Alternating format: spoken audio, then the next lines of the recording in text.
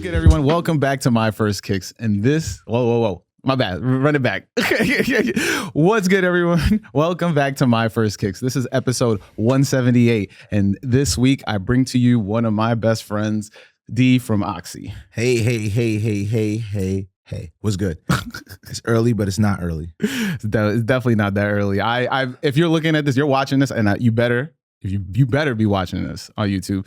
Many apologies. I probably look sweaty as hell. Yeah, you look crazy. That's because you made the unfortunate decision of riding a bicycle to shoot to a podcast. Listen, shoot I didn't think I was gonna get. I was like, it's an e-bike. I'm not gonna get crazy. I'm not gonna get crazy sweaty. It's sweat. It's New York City sweat, and it's one of the hottest days yet so far. And you decided that that's what you was going to do. Yeah, and I don't look any better. I'm in black, but I drove over here. You drove, in AC. yeah. I was under the impression that I would be fine, but I also should have done the smarter thing, which was bringing a second shirt. Oh yeah. And when you said you didn't bring a second shirt, I said, interesting. So if you're watching this, you'll see me progressively get drier throughout the episode, and hopefully by the end of this episode, my shirt is dry. This is the episode is called "Is Water Wet?"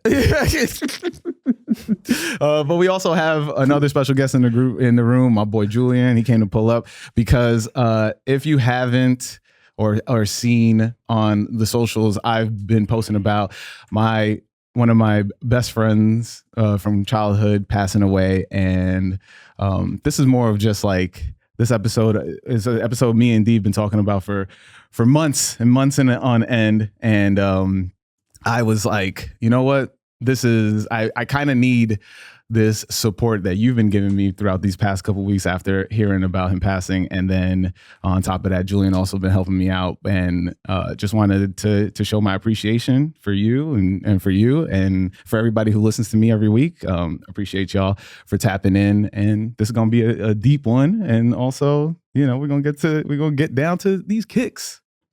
Let's chop it up.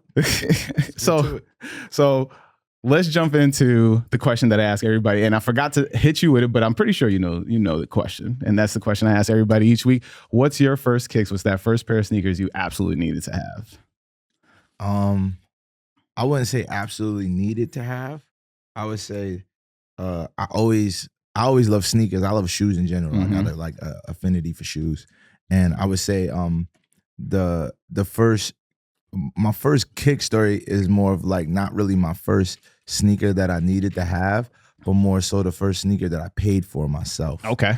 And in that, and it was cool because it's attached to something that's dear to me, is basketball. So they had dropped the NYC all black ups, the Rasheed Wallace. Yeah, the Sheeds. You know what I'm talking about, too, the yeah. Sheeds. And I wanted the Sheeds, and we ended up being able to get the Sheeds as a team sneaker. That's but crazy. Back in the but you paid for your team sneakers. That's true. Yeah, Until it was college and other things, like unless you was on one of those elite teams, because they are like Christ the King and certain like things like that. Like I was good. I wasn't that elite. Mm-hmm. Unless you don't want, because they sponsored by Jordan or some like nonsense like that. It's just crazy. And then those right there, I remember going to grab them, all black killers with a little bit of the white on the bottom. You know what I'm talking about, a little. And then it had the NYC. It was the high top with the strap. Yeah, so with it had the strap. NYC on the strap. Yo, when I mean we was killing them with those. That right there, that's when I first realized, wait a minute, like swag come with sneakers in a particular kind of way. Because before then it was like, yeah, I understood. You dress good, you always wear sneakers, but that's when it really hit me like, oh, I love sneakers. I really have a passion for this, because it was just like, those were supposed to just be sneakers I hooped in, and they turned into a whole like fashion statement. That's crazy. First of all, I can't believe you hooped in Air Force One. It was a bad idea. Like I said, no bounce, bro. That was fashion over function. Y'all was out here looking like with the Fab Five, but the Fab Five with the whole team rocking the sheets. Yeah, the whole team. We all had the sheets. We all made that collective decision. That's crazy. And what's crazy is when you think about it, like I remember them shits they were 90 cash. Yeah. Like that's what, that's another part of sneaker culture right now, and I know we'll get into that. Like that's kind of crazy. It's just like when did the prices become like this? This is out of pocket. Did you? Because I mean, you're from Jamaica, Queens, so like, did you go to like Parson Boulevard? What's the boulevard? Bro, it's the Ave. It's the Ave, yeah. It's the Coliseum block. Yes. If you're I from went my one neighborhood, time. you grew up going to the Cali block to get your sneakers sometimes. And then also now, to tell you the truth, growing up, like way far down for me was where my mom would go get my sneakers real quick if she didn't go to the Ave, was Bob's Sneaker Corner. Bob's Sneaker Corner. Yeah, Bob's Sneaker Corner. But the Bob Sneaker Corner in my hood had all the releases. Oh, you really? see, that's the difference. He had a Jordan account. Like, what? That's crazy. That's crazy. He had all the dope stuff. So it was like, it wasn't really like you was going, like Bob's, you know how to get that. Yeah. You're just like, oh, yeah, this is just a mom and pop. Like my mom just goes over there for like $40 sneakers or whatever. Yeah. Nah, he was getting he was legit, and there was some Models right next to him. So it was elite for the white tee era. I've only been to that block, I think, like one time to the Ave. That's not even the Cali block. That's literally Rockaway Boulevard and Woodhaven in my neighborhood. So that's the Cali block, though. They had everything. Come on, man. For like sure. You go to Jamaican Flavors, you pick up a beef patty, and you keep strolling down. And then also, one of the key things you do as a sneakerhead is, I know most of y'all probably know this. I'm hoping, because sneaker culture right now it's a little bit. It's more about the reseller than it is about the culture of the sneaker. Like, yo, you get the beef patty from Jamaican Flavors, and you hit the strip. Now, when you hit the strip, they're gonna have the sneakers, right? Now you're gonna heckle though. You're gonna go to the first store, see what they chopping it up for. Then you're gonna go across the street, see what they're charging for it. Then so after about 6 or 7 stores, you have now having a consensus on price. Yeah. In this scenario, and now you go buy your sneakers. Unless you was like me, who knew the dude in the Coliseum block, who had the plug, who always like, give me the price with no tax. Yeah. That's fire. I never got that. And for me, it was always just like going to Queen Center Mall a lot. So I'd just go to Queen Center Mall cop. And it was just, that's crazy, because that's wild, because I never bought a pair of sneakers from Queen Center Mall, I don't think. It's wild because that area, like think about it, like I went to high school by there, so it was like, it was easy to get to it, so we always hung out there. Like I never associated Queen Center Mall with shopping, with sneakers, like in that kind of way. I associated Queen Center Mall with like getting some clothes, if like because they had this certain elite shops, and and then like just bagging bitches and shit like that. The food court over there, elite. Yeah, that food court and Manhattan Mall food court. Oh, if you ever did a Manhattan Mall food court. Yeah, that's crazy. Fun fact, people don't know about me. I went dumb hard and bought the Justified album over there. Shout out to Justin Timberlake, although you turned into a weirdo. Now, what a time to say this right now. You turned into quite the weirdo, but I went hard for Justified. At least I come to find out it was supposed to be written for Michael Jackson. It was written for Michael Jackson. That's crazy. That I didn't know was that. bestowed upon to Justin Timberlake. Oh, wow. Yeah, that's something. Did not know that. That happens a lot in the industry, of like course. albums and songs. Right. That, like people don't realize, like we would have no B.O.B. if Lupe didn't turn down Nothing on You. I did not know that either. Nothing on You is the record that saved his career. That's crazy. I do feel like Lupe be turned down a ton of stuff when he first started. He's a particular artist. He's my dude, though. He's one of my favorite. Definitely on my top 5. And and if dudes want to talk about battles, because recently battles have been the thing. It's crazy what the criteria for winning a hip hop battle has become versus what it used to be. I mean, it's not. I can't even get into it. I'm too into music to be like, this is how it's supposed to be. Like, you're just like, if you lost, you took an L, you took a loss, as Big L said. Sometimes you just gotta take the L and keep it moving. It's all right, Drake. It's all right. You still think about the L. Like, if you take an L, think about it. You still filthy rich. Right, exactly. Are you really losing? It's kind of like what LeBron said one time after a game. He was like, listen, we talking about basketball here. I'm going to go home and I'm rich. And people were mad. And I was like, y'all mad because it hurt y'all feelings a little bit. Speaking of LeBron's, I think he's the greatest player with the corniest sneaker line ever. Wow, okay. That's my look, I'll give him, he has, I want to say like 4 good models. He got like 2 or 3. Nah, 4. 2 or 3.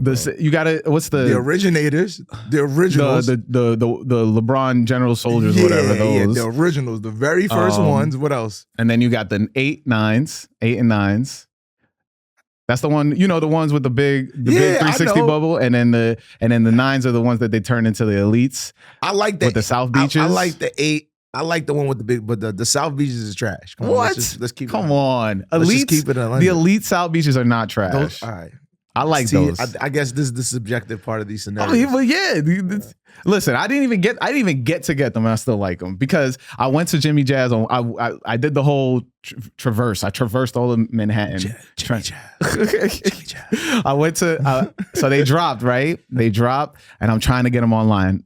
So then I just hop on a train. I'm like, all right, I got to figure out a way. I go down to 42nd Street. I go to Times Square to get not 42nd, 34th Street Foot Locker. That's when House of Hoops was like still popping. And then I go there, nothing. And then I was just like, all right, cool. I'm gonna go to 125th. Go to 125th. And they didn't open yet because I got there right before they opened. 125th sneakers. Yo, that was an adventure. You gotta realize the things you saying because coming from like the Queens, Brooklyn side of New York, and you talking about the uptown side of New York. I never bought a pair of sneakers from 125th. Like never had to. That's the craziest part. But I know it was popping out there because I had so many friends that would be like, "Yo, the game is lit out there." Too. Yeah. I never went up there for sneakers. Man, Parties. Bro. Parties for sure. But I went to 125th to Jimmy Jazz, go there, and I just see the line, and I'm like, all right, it's not that crazy. It's like 7 people. I pull up, and then this guy comes out, and he's like 6'5", like big, and he's like, if I don't get a pair, none of y'all get in the pair. And I was just like, oh no. I remember that. See, these are the errors. I was just like, I'm going home. I ain't. I was just like, I'm going home. I turn right back around, bro. Listen, sometimes you just gotta go home, bro. Sneaker culture is crazy because I often wonder, like, I see how it's evolved digitally, and I see how things have happened. But I remember, like, you couldn't buy sneakers that you couldn't like physically keep to yourself. Like, you couldn't like to say even better, like, you couldn't buy sneakers you couldn't defend wearing. Right. You know, like you used to be, like, it was literally like if you went to go get some Jordans or you went to go get a specific pair of exclusive things, understand you had to be able to walk. First of all, you had to be able to leave the store with them and then get home. The route home mattered. Yeah. And if you had the box or not, all these things mattered. So it's like I always wonder, like, is that the same everywhere or is that just... I mean, I've had a couple people on the podcast, and because I know hood's gonna be hoods. I'm pretty sure it's right, like for sure. Chicago's, yeah. And I hate to say Chicago first. Sorry, I said Chicago first because that's one of the cities that I recently just visited, and it's dope because I want to, like, even people think about hood. When you say Chicago, people just think murder rate, and I'd be like, Chicago's a beautiful city, and then also, guess what? Chicago's not even top 10 on the cities of most murders. Right, straight up. People don't even realize that it's always Chicago. They're like 18 or something like that. Yeah, just fun fact. Just to dispel some stereotypes. While we do this, but I've had a bunch of people on, and I feel like it depends because, like, once. I want to say, like, the cities are the ones that are getting the Jordans, right? They're getting the hot releases. So, like, when you go towards out, everybody that I've had on that lives in, like, middle America or away from the city, they would always say I had to go to the city to get it. So if there's one area that is meeting all these different types of people, I feel like, yeah, you're going to get that action. Oh, yeah, that's true. What I noticed too, because touring lets me go into like small cities, although I always get to like run around and like really do things. But I've also noticed that like nowadays, like where there were small cities that wouldn't get sneakers and you had to like venture out. Now there's like mad boutique shops. Right, yeah, you know, or resale shops. Yeah, a lot of boutique. Yo, if you oversaturate a market of something, you lower the value of it. It doesn't matter if you're selling a soda can or if you're selling a sneaker. Right, It means nothing. Scarcity is what drives value. So if everybody's doing something, podcasting or whatever else, it starts to lower the value of said thing. Right. So then guess what? Quality starts to trump quantity. Like, think about it. I grew up on Dunks. I love Dunks. Every flavor. The black, like, I still have my 2011 black and pale. Like, literally, I have Dunks from all eras because my foot size hasn't changed. Yeah. Look the what Journeys. You was on the Journeys. Yo, what Journeys? Bro, listen. First and foremost, blades. Remember Blades, that? of course. Blades. But That's the when I journey- bought I bought the mids. That's when I bought the mids. I bought them from Blades. Blades don't. But the Journey Dunk Pack, come on, bro. Come on. Journey Dunk Pack was insane. Like, That was think cra- about it was this. Like, absolutely Journeys, crazy. it was cool, but it wasn't better than Blades. Because the thing is, the SBs. I'm a SB head. I'm a SB head. Yeah, so it's like, but look what sneaker culture has done to the dunk. It's not even rare anymore. Nah, yeah. Everybody has everything. I made a video about what the dunks, and people were like, I was just like, we shouldn't care about them anymore because Like, everybody wants them. One of the things I wanted to talk to you about on the show is what is actual sneaker culture? Directly correlates with black culture. Of course. Right? So now when people scream the culture, you watch all these sneaker shows, I watch them, I see them. Some of them are dope, some of them not. Regardless of if it's somebody of the culture or not. Sneaker culture in itself, what is it now then? Because it's the people controlling it and dictating it are not of black culture. Right. You know? I mean, let's just be honest. There's a lot of conversations about this. And I mean, it's one of the reasons why I started this is because we don't get a lot of people of color who are talking about sneakers in the forefront. Right. And even on like sneaker Twitter, people will always be like, you gotta, we got these black voices that are talking and this and that. And they'll like shout me out and stuff like that. And I'll be like, I'm a person of color. I can't really, I can't be like, yeah, I'm 100% black. You know what I mean? Like, I can't be like. You see, and that's what I mean about with all these nuances. Even with that, sometimes that very statement right there, like, what is actual black nowadays? Things we've been, as a society, we so segmented right now that it's like you got to question whether or not you black. You got to it has to be specifically, think about how we identify. That word is a hot word. Right, yeah. How we identify has been blown wide open, right? And some parts of it cool, some parts of it not cool because at the end of the day, you still need structure.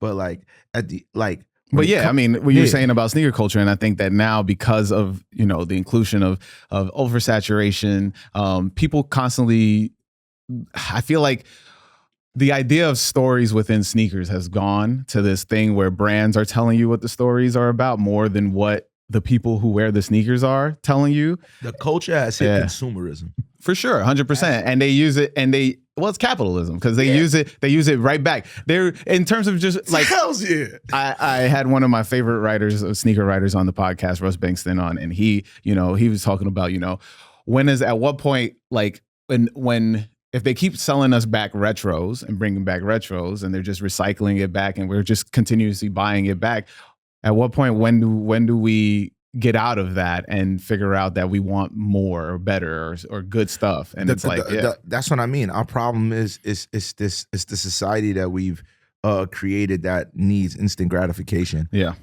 Social media, you know how it goes. It's trained the brain to think at this point at about 7 seconds. Before I know everybody says 15. It's really not every. I get most 3 seconds. Most people say a minute.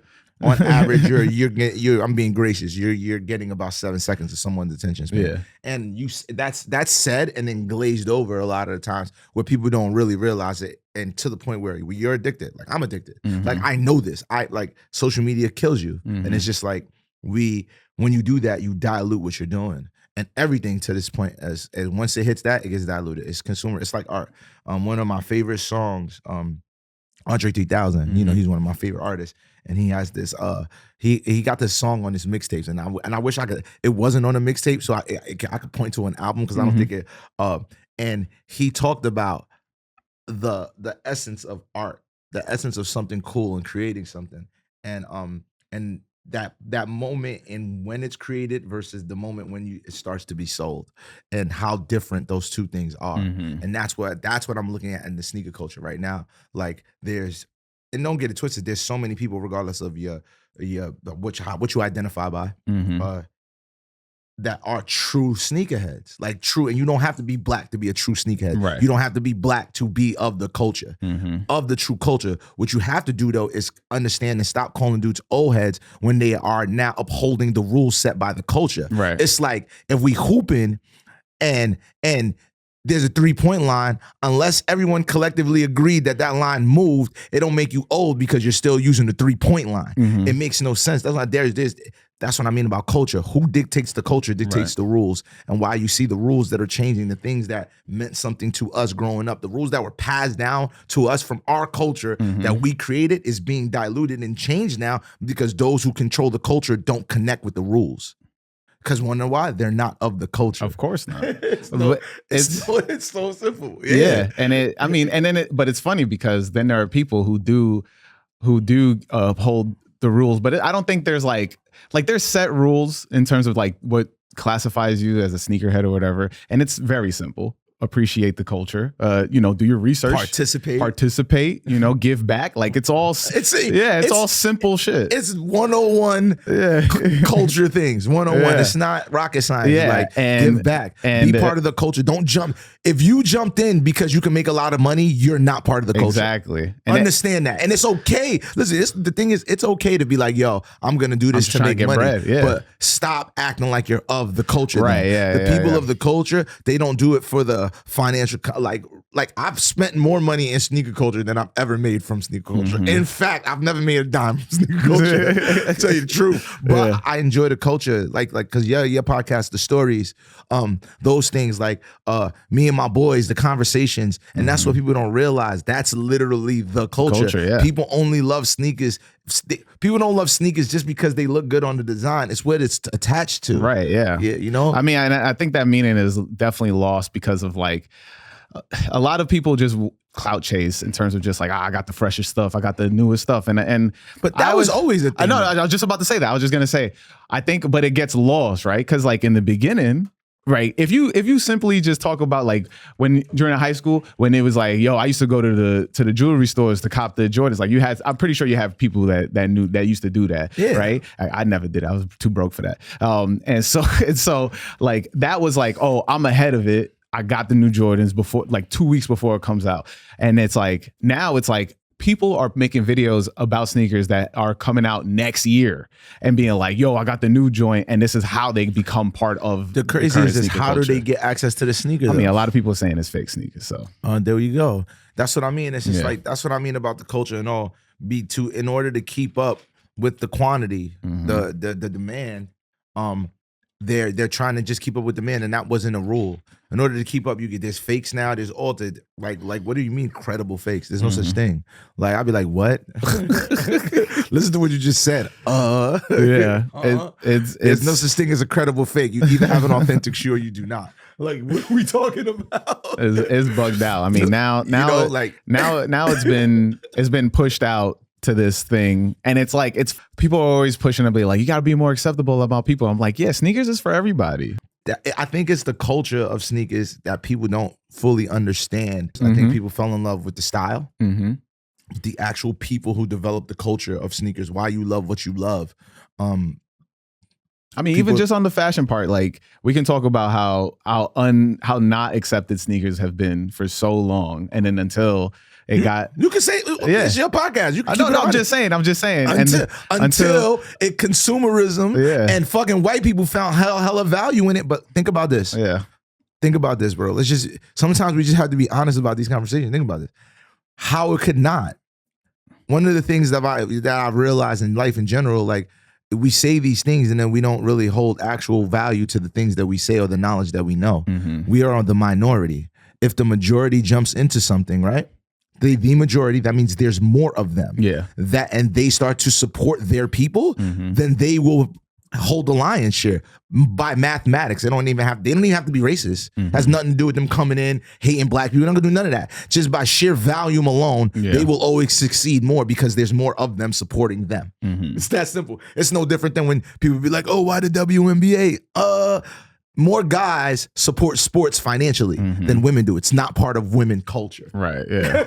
It's just not, it's not part of capitalized women culture. You know what's part of capitalized women culture? Makeup. $1 billion industry. You see, that's the difference. If WNBA players started wearing makeup, or if there was a reason to connect feminism with sport in that kind of a way, and basketball way, then that's where you see it. The only problem is consumerism normally sexualizes everything. So now we got a bunch of girls who aren't sexualized and you're gonna try to sexualize them. But like the main point of it was to show like, hey, as Black culture in general, which sneaker culture is, one of the things that we have to realize as gatekeepers, one thing is ownership, keep your ownership, and then two, we can't be so inclusive.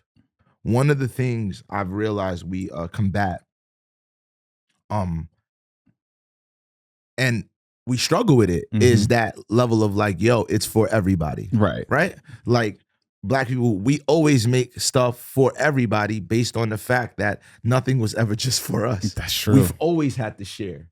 So, and by nature, we're inviting people. Think about like our cultural norms, the cookouts, all these things, community, because community is what helped us get through slavery. Right. So when you think about that, and when we come out, communities are a thing.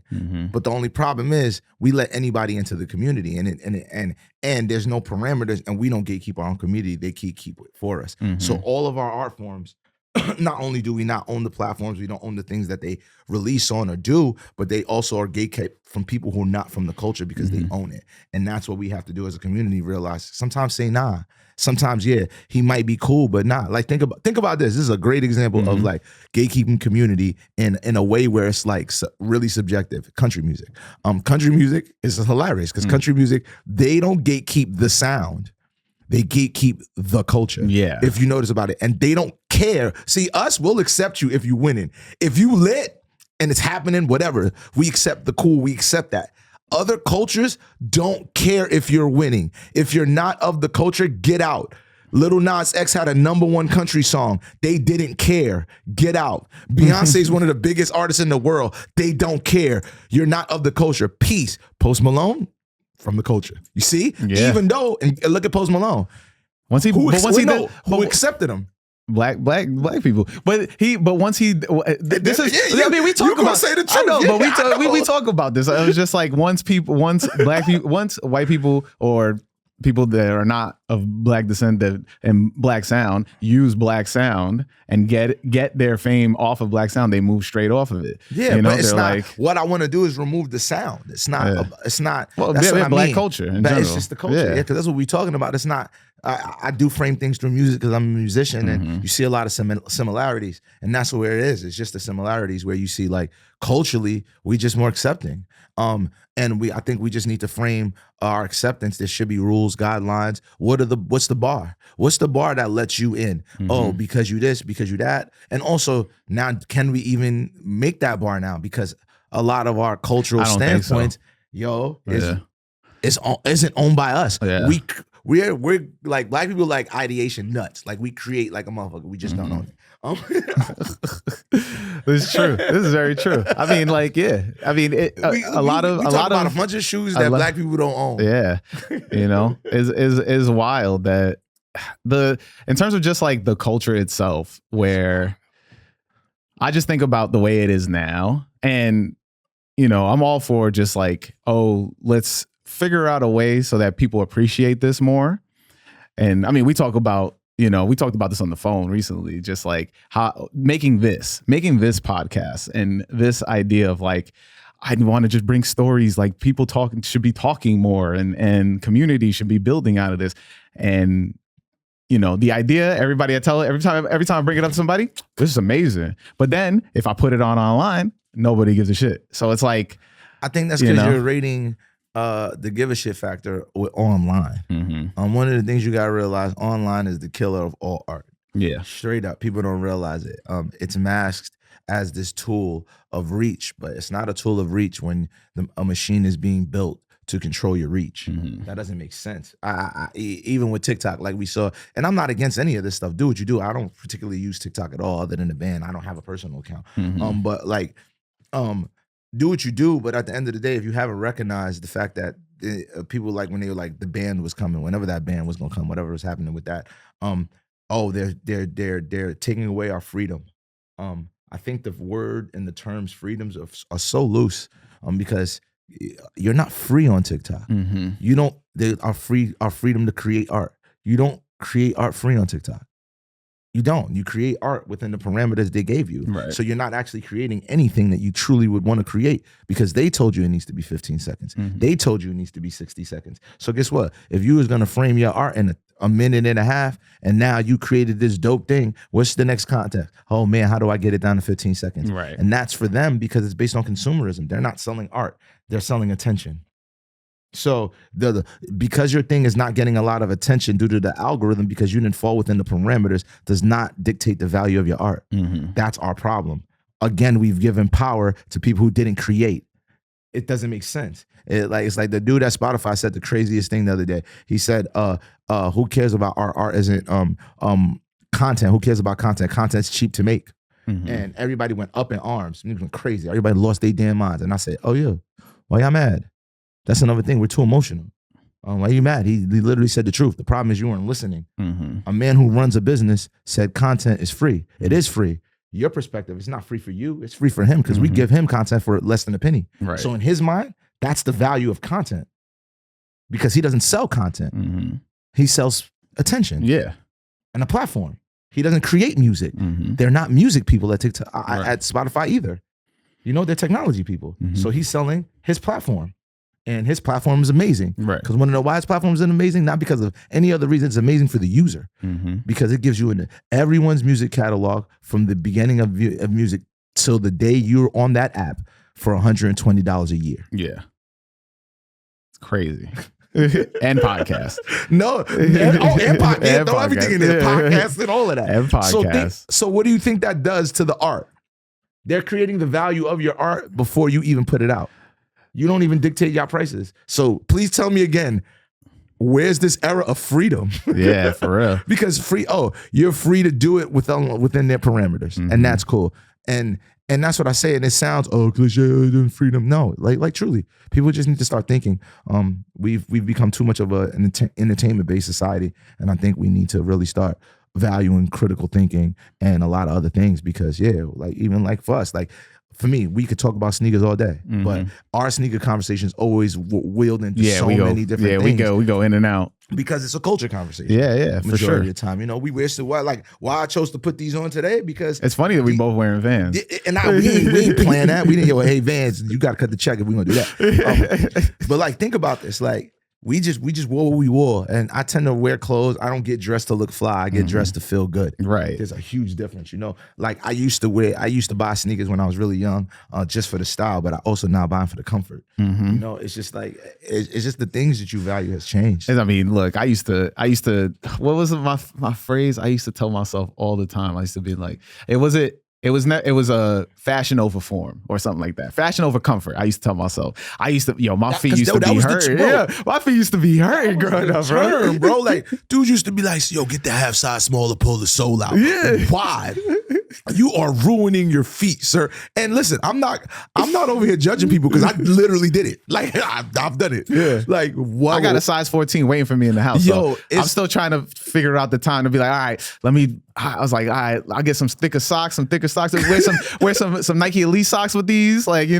Like, listen, and I also have the worst luck ever at being a sneakerhead because I got my feet size is 9.5. Yeah, that's the beef size. That's like everybody has my size. There's my size is never available when it's sold out. And see that, and I get the other spectrum. I'm a 13. If you don't got a plug, you buy retail size. Yeah. Like at the end of the day, and that's what it is. It's just like sneaker culture for me, it's always played a huge role because it's just always been part of the culture of everything I'm into. No matter what I'm going in, and people don't even think, even being in a rock band or whatever you want to call it, because we're just a creative entity because we don't fit into any boxes, and you know how that goes. Yes, sir. When you don't fit in the boxes, people tend to get confused. But they like to put y'all in the box, bro. Oh, absolutely. They love to put us in because that's the whole thing too. That's another realization. People, we're all built off of categorization. That's how our mind has been trained to form and understand things. So I don't get mad anymore when people be like, they put me in a box for their comprehension. Like, that's fine. Like, if you have to associate it with something that you can understand and recognize, because we all do that, that's all good. Yeah. But society really needs to get into a space of just straight being honest with each other and really, really supporting the things and not worrying about online as much as it is. Because I agree with you. You always be like, I want to do stuff in reality. How is it impacting reality? And yeah, that's the truth. I don't think we think about how things impact reality as much as we should. No, yeah. I've always been I've been preaching this, like, because a lot of people will be like, I don't think I have an impact, and I think you're thinking about it wrong. And I always tell people, I'll be like, it's all of what you define impact. Are you making an impact on social media, or are you making an impact in people's lives? Or like, exactly. And also social media has these numbers. This era too, because I don't want to just like social media is the catalyst, but this era of just numbers in general, like people feel like everything needs to be astronomical for it to mean something. Right. Like if you don't get a like, that doesn't mean your idea is whack. That means algorithm only let the people who saw your idea see it. Yeah. That's literally all it means. It doesn't mean anything else. And that's what I mean about if we collectively need to start framing things properly, because we're in an era of so much misinformation. Right. You want to talk about sneaker fakes, man? We got deep fakes. I mean, deep fakes is crazy now. Crazy, bro. Crazy. So we worried about like faking shoes. These dudes just faking whole people. Entire and, I mean, they fake the Game of Thrones flags on Brooklyn Bridge, bro. There's so many things. So if we have to question our reality, and that's the thing, what do you do when you start questioning your reality? You kind of start to fall in line. You look outside, and when you look outside, you start to just fall in line, and that's what they're collectively doing, like just building a culture of people who just follow, because none of us really know what being an actual leader or being an individual is about. Because it's so funny how being an individual is truly really understanding collectiveness. Because as an individual, you need to know how you impact the rest of the world, because you do at all times. Right. But we're taught individualism in a way of where it's like, yo, I'm an individual and my needs are the ones that matter.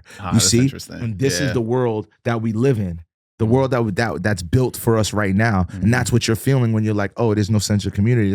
Because think about it. Everybody got their own portfolio online. Yeah. Yeah, all day, every day. It's me. Look at what I'm doing. Look at what I did today. Yo. And then if that's not liked enough, now, because you're sharing yourself, right, what do you start to do? Judge yourself. That's true. It's by default. That's crazy. It's all, that's what I mean. If you think about it, it's all mental. It's like if we want to wrap it in with the sneakers and from head to toe, bro. From head to toe. It's interesting, like it's because like I got into a conversation. I was saying on some, this was a while ago, one of these rappers I follow, I think I had him on the podcast. He started posting like his L's also. So he showed like, he was doing like, that's dope. Yeah, that I think is dope as hell. Like you show your wins and you show your losses, right? So like he was talking about it. I'm gonna have to start, I'm gonna adapt that. Yeah. Whatever this rapper is, you get some props. Brain Orchestra. Shout out to you, because that's a great way to adapt things. Yeah, so he was talking about it, and then another homie jumped in and he was just like, nah, man, you just got to only post your W's. And I was just like, no, you should post your L's. Whoa. You should post your L's, because people need to understand that it's not going to always be a straight path to the top. That's why I am the way I am on my personal page online. Like a few years ago, I realized like it takes so much work to keep up this perception that I'm giving you versus just giving you me. Guess what? I wake up in the morning, and a lot of days it's fantastic. Some days it's catastrophic, and that's what my life is. So that's like realism, authenticity. All these, we're looking for the real. All this shit, but it's right in front of you. And when people do the real, you ever notice the real doesn't move? Right, exactly. See, so that's what I noticed when I post my reality. My likes don't go nowhere, bro. Like literally, like I have people in my stories every day, like legitimately every day, that just look. Yo, that should be getting me that tight. Just look. They don't. I would love for them to engage. Yeah. And the only reason why you want them to engage though, this was true. It's because you want the album. You want a little love on there. Yeah. No, you want your fix. That's what it is. It's a dopamine shot. I'll make a this mental ain't even note. drink chance. This is pure leaf. Nah. Yeah. You sure that leaf is pure? Nah. But damn, I forgot what I was even alluded to. Nah, you talking about being real on the social media. Oh yeah, being real on social media. It's just like when people give you their reality, it's not liked a lot, or the engagement isn't crazy, because most people are looking for entertainment. They're not looking, it's interesting because when you say that, and it's like when I look at some people that be like, oh, I'm gonna post my W's or whatever, I'm gonna post like, everything's good. And then versus like me, like you see how I post. I post like a batch of pictures, and I'd be like, yo, this is the recap of the month. Or, sometimes I do that, and then that's like, I like that. Yeah, that's like, I don't have to, it's not too much stress. It's just like the pictures. If there's an L, there's an L. Like, and then there's also people that just like only talk about their L's. And it's like, at one point, you're miserable. Yeah. You're miserable. Like, can we just get like a collective, like, this is, if you're going to post about your life or like what you're going through, or like, I'm talking about not going through something like every day of like, yo, I'm doing stuff, I'm doing this, I'm doing that, right? Just post it. If you want to be online 24/7, be online 24/7. Don't just be online for the highlights. But they online for the dopamine shots. I mean, but dopamine comes in different ways. What bro. you mean, bro? Digital crackheads. That's what we call it in the band. We call it digital crackheads. Digital crackheads. We're all a little digitally crackish. 100%. All of us. 100%. Like, and that's the thing. I always wrote myself in, because a lot of times people think that when I say things, it's because I'm judging someone. When I'm like, nah, I actually, a lot of these things I say to myself first, and then I start like I'm judging myself, or what I'm like, they don't be a digital crackhead, bro. Yeah. Step your life up.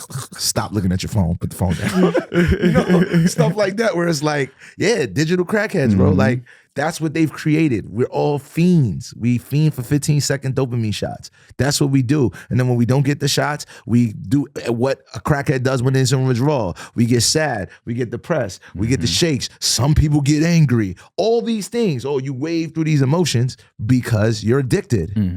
It's really that simple. That's funny because I mean, it's interesting because like I talked about it on here. I think the internet, I think people on the internet are fake. Like I just be like, that's what I just have in my head all the time. I don't think people on the internet are fake. The internet is fake. It's a mix of that too. No, like, but literally. I like to always frame things in literal terms because that's that's something my moms used to do to me. And that's like how like all of my mentors frame stuff. They look at me when I say stuff, they look at me and then they just say it back to me in reality. They be like, oh yeah, the internet, no, internet is fake. And then I'll be like, yeah, it's fake. And they're like, no, it's literally fake because it's literally made up. Yeah. Literally, somebody created it. It's not real. Yeah. It's like, yeah. The government created it. Yeah, that's what I'm trying to say. So it's not real. Yeah. So, and then when you, because what that does is lower the value we're putting on these things. Right. When you just put it in the blatant terms, boom, there it goes. Now it's your decision now to choose how much value, how real it is to you. Yeah, that's all it is. And I'm not no guru. I get caught on the internet. I have my triggers. I just learned them, and I stopped following things that trigger me. You know, I learned. I'm all about cater your timeline. You gotta cater your timeline. I'm very, very passionate about a lot of things, and I'm passionate in anything I choose to grab my attention. So it's kind of like. The internet grabs me all the time with like I catch myself arguing with trolls. Like that's my thing on the internet. I go, damn, what are you doing, D? And I will argue over anything. Like, like I caught myself in a Caitlin Clark, in a can't even say in a Caitlin Clark thread. No lie, for like an hour and a half one time. Man. Yo, going crazy trying to explain to her fan base of people who don't watch basketball why she's a great shooter but not a great all-around player. And yo, no lie, I'm arguing with these people, and these people are just like, what are you talking about? She's the best thing to women's basketball, viewership's up. And I go, yes, both things can exist at the same time. Yeah, for real. This is what also people don't understand. Yo, we could both be right. My point is just stop negating that my fact exists. Right. And then I realized, yo, what are you doing? I just wasted an hour and a half. Whole hour. I can't get that back because the only thing in life that really matters is time. It's time for sure. Time. We don't got a lot of it. You know, and you can't get any of it back. Yeah. Any of it you waste, you can't go back and be like, damn, if I destroy these sneakers, I go get another pair. You know? Yeah, it might cost me something, but that's what I mean, the value of it. Right. But time, I want to know who got that back. And if you figured out how to get that back, I want in now. What's that Justin Timberlake? We're bringing it back to Justin Timberlake. What's that Justin Timberlake movie? Wait, with the time? You pay for stuff with time? Yeah, but bro. Yo, get that. What's crazy is we laughing, but you do pay for stuff with time. Oh yeah, for sure. You do. Yeah. Money doesn't, another created thing. Money is value. So how much value you put into something? Guess what? How much time? something that you don't put a lot of time in. Think about it, handmade versus on factory assembly line. More time. It took more time to do it. Is worth more. Worth more. Took less time to do it. See, Right. it's no different than everybody's doing it. It's worth less. Yeah, very few people do it. It's worth more. I learned this thing when I went to college with this phrase or something like that, where it's like, you can only get 3 things, and that's always and it includes time, money, and experience. And I mean, you can only get 2 out of the 3 things. My bad, I said it wrong. You can only get time, money, or experience. So it's going to be done well, okay, but it's going to take time, and it's going to cost more money. Yeah, that's true. Yeah, or it's going to be cheaper and less. And what's so funny, if it takes more time, it normally costs more money because your time is the equity. Yeah, exactly. Like it just that's what these putting things in very simple frames. Like, no lie to you, it helps me so much as far as like anything. Even like if we wrap it back into the show, like if we talk about like picking a sneaker, like my why is always the focus. Right. Why am I buying this shoe? Right. Not the shoe's fire. Not I need this shoe, but why? Why am I buying this shoe? For what? For what reason? Oh, okay. Because I like it. I like the style of it. Or, hey, I like the style and it's in my affordable price point. Right. These are all these things, these conversations we be having with ourselves that we go, all right, bet. And then you go, all right, I'm gonna buy these shoes. So think about doing that with most of the processes that you have in life and just understanding and having an understanding. But again, as humans as well, my college thesis was just like freedom and the ability to self-think, the ability to do your own thing is humans' worst gift. It's our best gift at the same time too. It's a double-edged sword because we will never be a collective being because our very essence is to self-protect. So the things that we look for in each other, there will always be something that I'm going to value more than I'm going to value you. So understand that it's either you just haven't found that yet, or it's not part of your story with that specific person. But literally, there's just like they'd be like, there's someone for everybody, because there's literally someone that will find you useless to them. And if that someone who finds you useless to them holds a seat of power in something you need, here we go. And that's wild. Yes, you are 100%. Yo, here we go. It's funny because I think about that. I feel like we spoke about this too, but I think about that and I feel like I see it way more often. Like people count themselves out before they even get to that point. Oh, of course. Yeah, of course. People, because they're afraid to get to that point. One of the things, like Lupe said this line in a rap and it always stuck with me. He said, fear is such a weak emotion. That's why I despise it. Right. And it is a weak emotion. It is. And people thought of that in a way of like, yo, fear, I'm scared, shivering. But nah, fear could be something where you're not scared. It's more so you could be afraid of yourself. You could be afraid of an outcome as far as like, yo, if I win, this is gonna bring things to my life that I may not be prepared for. Fear can come manifest in so many different ways, but fear, I can tell you right now, fear is the enemy of growth. Yes. Just like comfortability.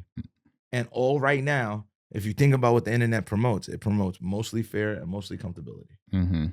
It's all about sitting in your seat, sitting in your little world, sitting in the microcosm that you've created for yourself, and not communicating or connecting with the outside factors. And the algorithm makes it even more such so because it's only pumping things to you that you want to see.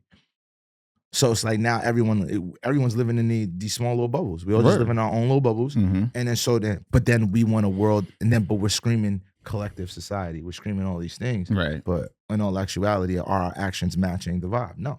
No. Not at all. We could lie all we want. We're not collective in anything. Let's just be real. Everyone's battling everybody 24/7. Most people don't want to see people win, because if we were a true collective society, the minute Zuckerberg and all these other technology dudes made that algorithm, we would collectively have just said, yo, we're just going to move so it works for everyone. Yeah.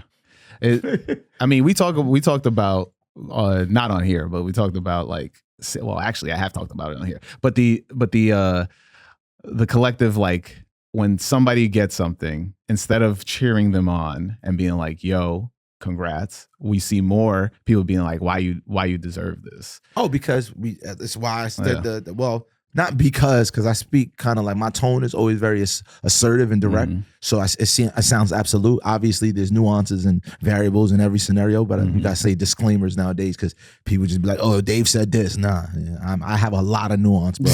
Have a conversation with me. Never just pick a statement you heard from me and think you fully understand. Yeah. No way. I have to go through all these damn disclaimers, but yeah, like see, which makes me often lose my thought because I'll be like, "Damn, I got to say something before I say something." But that's the world we live in. So if you could bring me back just a little bit, that's the world we kind of live in, where it's like I wish people would just understand that these things aren't of a collective nature. Right. You know? The collective hating?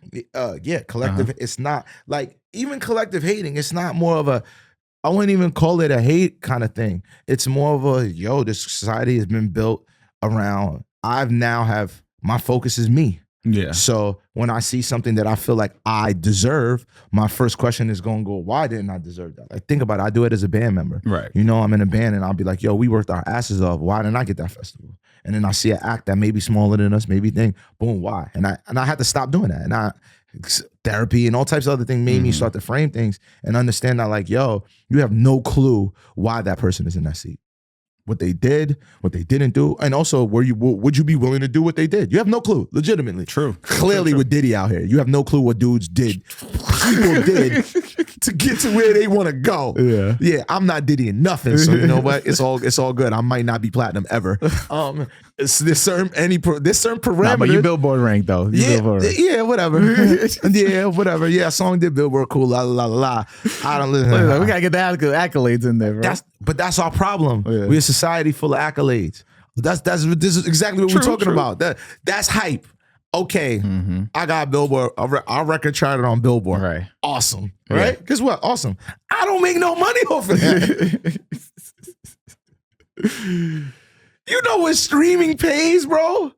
Like, I'm just being honest. Like no, people aren't honest about these things. Like, artists just be out here. I'm like, I'm not gonna sit here and lie to you, bro. Like, what are you talking about? We're not eating off of that. Like, the Billboard thing was cool. It was awesome. It's all about an accolade. The way you eat over that is like, I got a Billboard. Now you got to pay me more. Right. Because someone else values that. And I might be killing myself even more or whatever, bro, but I have to be honest. Like, we got to be real. I think we live in a society where there's just no one's, everybody's dying. One of another, Kendrick, he got a song called Sing About Me. And it's one of my favorite. And they talk about like, thirst and all these other things, and it's just his grandmother talks on Good Kid, Mad City. Always, right, yeah. Like, I'm always listening to that, and it's just like this world is like we need that grandmother. We need somebody to just kind of rail us back in and have us stop focusing on the things that we focusing on, and it's not really old head stuff. It's just realistic things like. These kids are just out here wilding, and it doesn't, and it's not. And I used to be like, damn, with age, listen to how I sound crazy, right? Like, I used to be like, damn, like, what the hell's wrong with you? But now I had to think about it, like, the only difference between these kids now and then, us before, was they have a lot of devices to record things and access to things we never had access to. So we would have wilded out the same way. So I'm not judging these kids. What I'm telling them is like, more so like, I'm not trying to judge you. It's because I did a lot of stupid stuff. The grace I had is that it wasn't downloaded on something. Because I'm pretty sure, what if I had First of all, we did some things. And if we had the ability to record it, it would have been over. Like, I'm talking about at this level. Ability to record, because you can record it, but I'm talking about upload it to some dope stuff and the rest of the world that was not a thing. Like, so it wasn't as rampant. So what are we talking about here? That's what I mean. So it's like, we have all these accesses, but we've put in no fail safes. No fail safes in order to protect people. And I'm a big fan of just like not desensitizing myself. So like, I don't record a ton of stuff, and like I like if I'm in the experience, I need like my biggest thing, especially like ever since the internet, it's like I've always been big on like, I don't want to lose my sense of flight. Like, if some shit goes down and you're focusing on something. And you watch and you're just watching it happen, nah, bro, I'm trying to get the hell out of there. Or I'm trying to help, or like, because like everybody's reaction now is to pull out the phone because since World Star, we talk. Childish Gambino talked about it on his on World Star, and so I thought about that. And like, I was just like, yeah, I've always avoided that stuff. When my friends would send me, people jumping off a building, like, 1,000 Faces of Death and whatever, all those videos. 1,000 Faces of Death.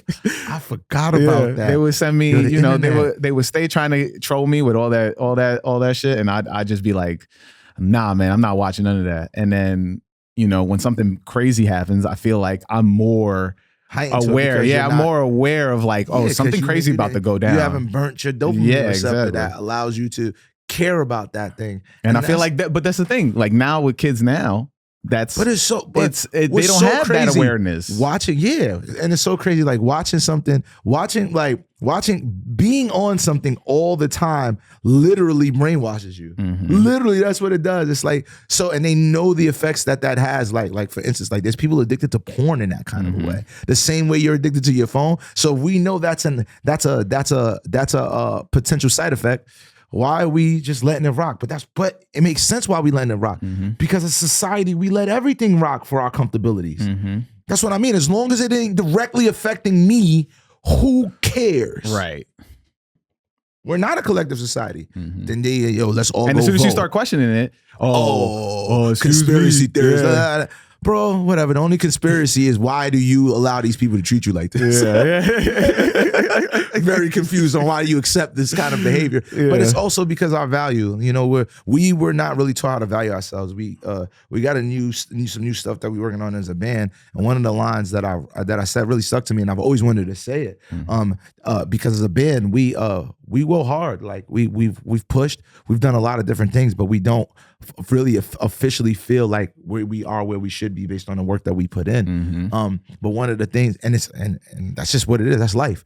But one of that line was, everyone take a look at the lucky ones. They taught us to chase our dreams, but never taught us to run. And I say that because, growing up, all they ever did was tell you what you could be. Go for it. But they never showed you how. Right. Nobody showed you how. You got to figure that out. And those are the things you figure out. And you building podcasts. You didn't grow up. That's another thing of the culture. We didn't grow up with the nuances of building businesses and all these things. Just like this era is the biggest era of the entrepreneur spirit. But most Black people don't know how to own a business because most of us never built one, or most of us has never been around someone who has. One of the things is emotional intelligence is one of the things that really has jumped out to me as I've gotten older, and I've like just understanding myself, why I tick. Okay, when you feel something, pause for a second. Think, why do you feel like that? Is this feeling valid? Is it not valid? Are you feeling bad, but it's valid that you're feeling bad because you need to learn something? Self-accountability. All these things matter. And we're not creating a society that is accountable to self at all. At all. Think about it. For sure. We attack everyone else. We put this cancel culture. There's a million things that we got in our society, checks and balances to control each other.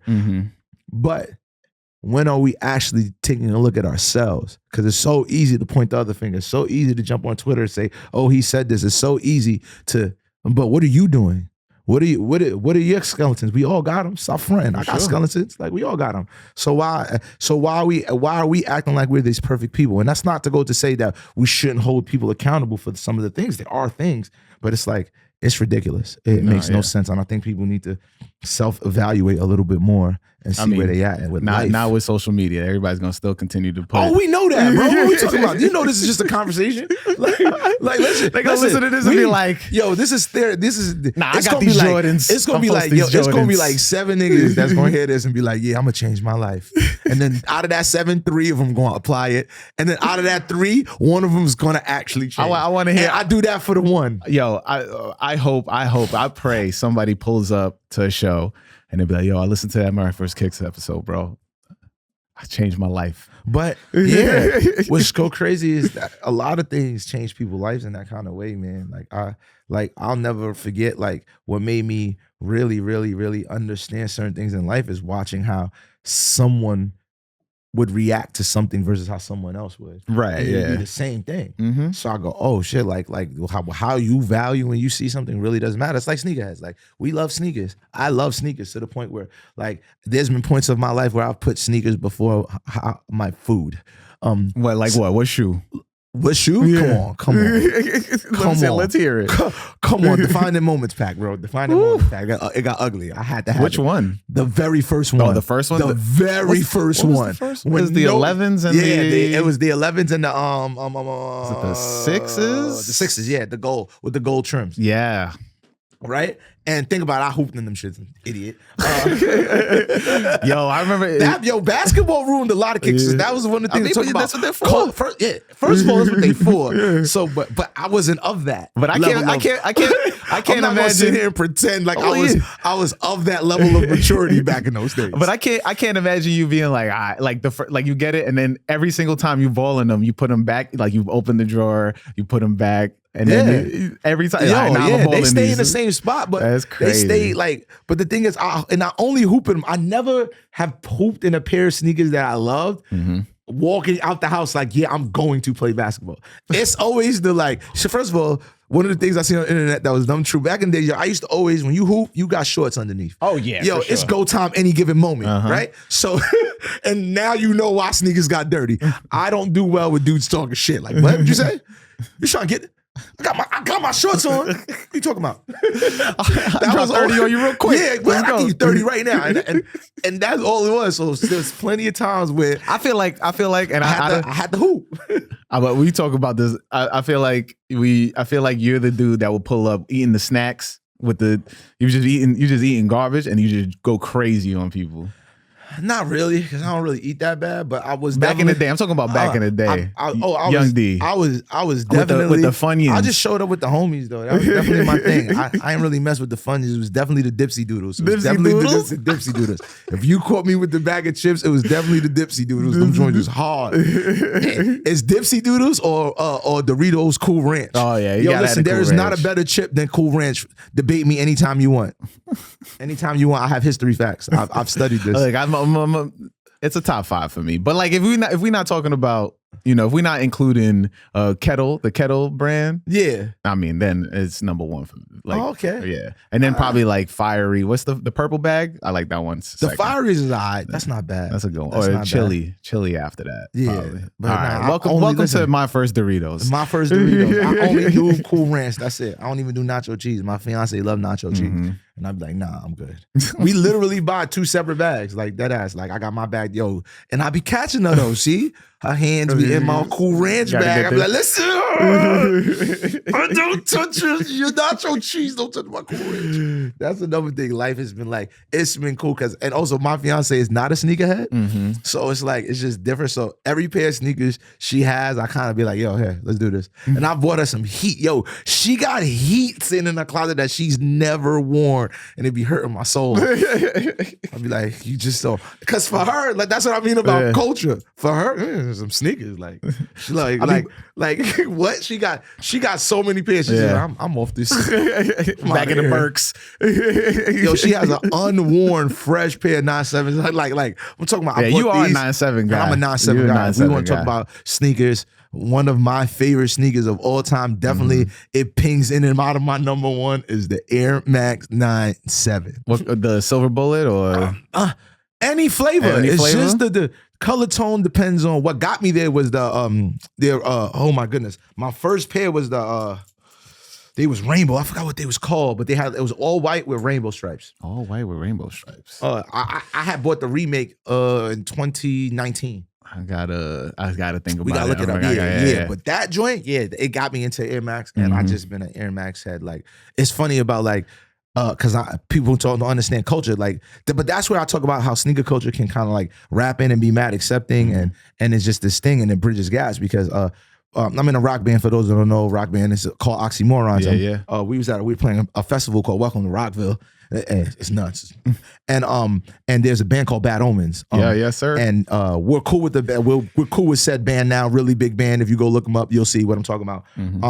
But we were watching them backstage. At the time, we didn't know each other. We weren't cool with each other yet. We didn't have but I knew I'd heard of them and I wanted to see what was the like? We was like, yo, what's the hype? Well, let's see what's going on. And this is before the blow up though. This is before because they are astronomical now. Like, all right, let me put this in the frame for you. When we were backstage with them, when we were watching them for the first time before we met them, there was 500 kids in front of them. All right, so there's 500 kids in front of them. End of May, we played another festival with them. And that was in let me put more frame to you. We did that with them in 2020. 2022? Yeah. No, 2023. 500 people around. We just played a festival with them, Point Fest in St. Louis. They headlined 20,000 people in front of them. It's crazy. It's crazy. In a year. So yes, things do happen. It absolutely does. And that little bit over there, I would say at this point, like a year and a half. But yeah, I say this story is because, connecting music to that factor, let's swing it back in, is because when I first saw that band, look, he dying over there. Look, he dead. He died. Nah, it's all good. That's why I like podcasts, because you just keep it all. Like it's the real of the real. I love it. You talk about and then bands. So Nick, shout out Nick from Bad Oma, the drummer. He's my guy. I love that dude. I look over, we backstage, they rage, and I'm like, this is dope, this is fire, I love they set. And I don't know them yet at this point, just legitimately we got pulled in because the person running the event was part of the team and like pulled us back there. So we get back there, and the first thing I notice, I look and they drummer, you know what he's doing? He is drumming his life away in some Air Max 97s. I was like, oh, I love him already. I love him. Didn't even meet him. Didn't even know his name. Didn't know nothing about him. He was just no shirt on, just going. He's going crazy with these Air Max 97s. And all I could do the whole time, sneakerhead, is look at his sneakers like, oh, he's destroying them. This is crazy. But he's crushing it at the same time. So I'm like, and it's kind of lit. Who would have thought? I'm having this whole sneakerhead moment at a rock festival backstage while a metal band is raging. And the drummer legitimately has an Air Max 97s on. That's how far sneaker culture goes. Yeah. So I mean, I told you the story when I met Anthony Green when you took me to, what was the name of that fest that you took me to? Which one did you It was in Atlantic City, that one. Adjacent. Oh yeah. So we went to y'all were playing Adjacent Fest, and then I'm looking and I see Anthony Green, and then Anthony Green was traveling with all his kids, with all 70,000 of them, and it's 4 kids. I know. I'm just saying shots fired. Not shots fired. So then I ain't gonna say not shots fired. Well, all 70,000 of his kids. It's not shots fired. It's a joke. You know how many kids he has? He has a lot of kids. 70,000 according to your mathematics. Because everybody loves his music. So he's birthed a lot of kids. Yo. He could have used some condoms. So I pull up, I'm watching because he's playing with his newest band that he created. I forgot the name of it. Sorry. And I look down and I see his son is rocking a pair of the Pawn Stars. Not Pawn Stars. It's like a pawn shop, skate shop, Nike SBs. And I'm like, yo, you got some heat on, whatever. And he was just like, oh man, thank you. So then I talked to Anthony Green, and I'm like, yo, I do a podcast, and he's like, yeah, my son is really into sneakers. And I was just like, that's crazy. I never thought Anthony Green from Circus Survive, Sayo Sid, be like I said, there's so many of them that'll be sneakerheads. I've had the wildest conversation. That's mean about like nuances of people. Like people are so dope. Like we're into so many things, and they try to separate us in so many ways when we have so many things in similar. Like think about this. I had a whole ass conversation with what's the name of this band again? Oh my God, I got the lead singer in my head because we was in Germany. He came to one of our shows. We played in Germany. Oh my God. Atreyu. Oh, Atreyu? Yeah, Atreyu. So the lead singer of Atreyu, he came to check us at one of our shows. Matter of fact, it was when we was on tour with the Bad Omens. They came over, we was playing Hamburg, and they came. And we just chopped it up, and we chopping it up for mad long. Come to find out he a fragrance head. So he loved Le Labo. So now we start talking about NAR 29 and it's so crazy. So literally you got guys who are in music, but we're backstage. We not talking about music. We ain't talking about making a track together. We're talking about none of that. We was actually talking about fragrances. It's wild. I mean, it's wild. But it's also just like, you know, you're in a rock band, and I'm pretty sure you grew up where people were just like, oh, you playing that white music? You know? My, the white music. But that's that's what I mean about what's culture now. Mm-hmm. Because it's like culture used to be attributed to very specific things. So it's like, it's white music when I'm playing rock music. That's only because whiteness has dominated rock culture. Mm-hmm. That's pretty much what it is. It's stolen it. If we want to just say the truth and all the other nonsense that people don't want to accept, whatever. I don't want to get in that discussion, but that's too much. I have a whole album based on that discussion. Go listen to it. You'll catch my views. We only got like 5 minutes, and we don't got. Exactly. Like, we're gonna be here for like 2 hours. Like for 40,000 years talking about that. But in general, like spaces like that, like when it comes to rock music, all of these things, it's just like, yeah, I'm in a band. Mm-hmm. That's what it is, bro. Right. That I don't go any farther anymore, any less. Even with the last post that we did, that not the very last post, but one of the posters that changed the era for us when we ended the Melanin Punk era. Mm-hmm. It was more so like we spent so much time fighting in the space of resistance and doing all these things. Funny, I'm saying this on Juneteenth, hilarious. Juneteenth. Right? So in the space of resistance and always representing who we are, our blackness, leading with that at all times. And we realized like, you spend so much time in that space, in the space of trauma, in the space of anger, frustration, and all these things. And I go, that's not just the only black stories.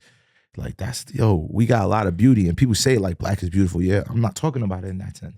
I'm talking about in the sense of like legitimately there's other things we're interested in.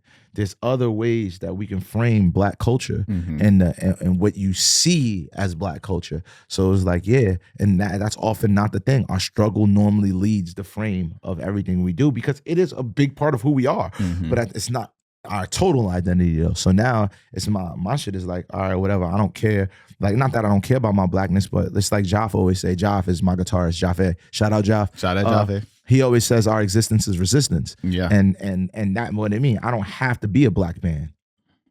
It's obvious. I walk in, what do you first see? Those are one of those, like think about that. When you look at me, you already get an idea of my cultural identity. I don't have to scream that down your face. All I have to do is exist. And then existence is creating art. And existence is creating just living and doing what I need to do. And then while you see me and watch me do this in joy, then you'll understand another black frame. Because I could scream it to you all you want, but if you've never seen it, does it actually exist? If it's not something you normally used to seeing, it's not going to be real to you. Right, exactly. So you got to show it. No different than, one of the biggest changes I've made was the way I perceive my people. You know, like I walk down the street and I realized one day that, if a white dude walks by me, I'm fine. If a black dude walks by me, I'm at attention. Why? Yeah, that's wild. Yeah. Why? Because the white dude could be, he could be a mass shooter. He could be crazy in here. Like, and I'm good? No, it's because I've been brainwashed. I have my biases, and because I'm so self-aware nowadays, and I'm really, it's my goal to really be that aware. I go, and I stopped doing that. It's like a long time ago. Like I'm a year and a half in that I don't grill black dudes when I see them. Yo, how you doing? What's going on? I smile intentionally. And guess what? I haven't got into one heated conversation. And I know why now. Because I was getting into them before. Because if we both walking each other, just grilling each other, of course. Yeah, you got a problem. And we don't even know each other. There's no problem. It's just our energy is always defensive. And we don't know any other type of energy because we're always in the defense. Right. That's what I meant about my statement about when we switched the gears for this band. It was about like, focus on this art. Focus on this other stuff. We gonna fight. We gonna the resistance is the resistance. Exactly. It's part of life. But like, understand that blackness comes with different shades. Understand that blackness, like there's different types of art and you just absorb it. See it. And also, guess what? We have a lot of fun. Black joy is dope. Where do you think all this ideas and creativity come from? Because happiness, we just was able to find happiness where most people would find despair. And that's the black gift. We have to realize that. Being able to get through things, but being able to get through things doesn't mean that's the way we should always be. And understand that. Like, don't wear it as a badge of honor. For sure. As we dwindle down to the end of the podcast, I do ask another question at the end. Yeah, let's get it. So at the end, I want you to do a little visualization. Remember when you were about to open, as you're a young D, about to open the box of the Air Force One sheets with the black joints. My bad. I wish I had the full description of it. But yeah. What now? You're you behind your younger self. What would you tell your younger self as they open that box? You chose violence. You definitely did, bro. You definitely black on black ups with the straps. Me now be like, yo, pat him down. He might have the strap. He's gonna rob somebody else for their other pen. I'm just joking. I'm ridiculous. I got it. I have to laugh at things. What would I tell my little self, man? Enjoy that, bro. Enjoy that. And you never gonna play bowling those again because they too heavy. that was true. Never play bowling them again. Like it was never. I've never since that pair. I have never played basketball in another pair of ups again ever. It's just not the proper shoe. And also, how we gonna have a shoe podcast? And I have shoes right now. We ain't talking. I mean, we ain't talking about it. It's fine. But let everybody know where they can find you. You know, find the band. Listen, you know, can find me at Demi_God, D spelled with 3 E's, not because the button got stuck, but because I like Andre 3000. So that's a triple stack reference. There you go. And then Oxymorrons is the band. It's OXYMORRONS. Not so it's Oxymorrons with 2 R's, not one. And an S. Yeah, 2 R's, not one is the slogan. I'm not here on an official capacity, so I'm not trying to be promoting that stuff. Whatever, bro. It is what it is. I love the band. This guy's my guy. We met. It's so crazy. Music brought us together. Music brought us together. Fever 333 show. This dude is just a real dude, and that's how I am. I'm a real dude. Like if you connect with me, we connect. I don't need to know you forever. Energy is energy, and he's just been cool. So, and at the end of the day, support your friends. For sure, that's one of the things. Like he's been doing it, and I'm watching him like really put in the work and really, really try this thing. And people need to understand that. And there's always if he ain't doing something I like, well, I gotta support it. Because if no one supports it, he can't do it. Exactly. Understand that. And it takes you nothing because support is free. Exactly. That's the only thing of this era that I don't understand. Everybody should be lit. It just shows you where everybody's minds is because it legitimately costs you nothing to like something, but people don't do it. It's a fact. That's a fact. And you know where to find me. I am Who Is Hostile on all social medias. Follow the podcast on My First Kicks Pod. If you have a My First Kicks story, hit me up, myfirstkicks@gmail.com. If you have been listening to this and you decided not to watch it, you should go to YouTube, subscribe to My First Kicks, watch the video over so you can see D go crazy on the couch. And the couch is fun. And shout out to my friend's Basement for letting us rocking here. And facts. See y'all next week.